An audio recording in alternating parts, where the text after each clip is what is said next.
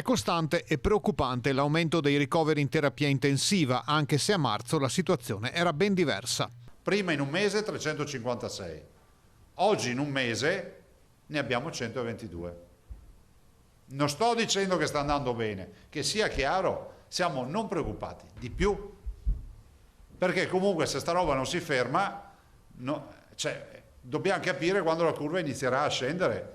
Nel giorno in cui il direttore generale della Sanità Veneta, Domenico Mantoan, lascia il ruolo per passare all'Agenas, Agenzia Nazionale per i Servizi Sanitari, il presidente Zaia interviene sulle nomine dei direttori generali delle ULSS, tutti in scadenza fra 2 mesi.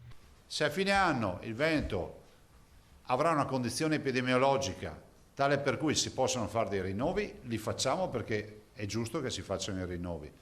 Se saremo ancora con l'alto mare, non escludo, in una direzione ma neanche nell'altra, che si possa anche pensare a una proroga di 1 mese, 2, 3, che qualsiasi, cioè una scelta manageriale che qualsiasi amministratore delegato farebbe.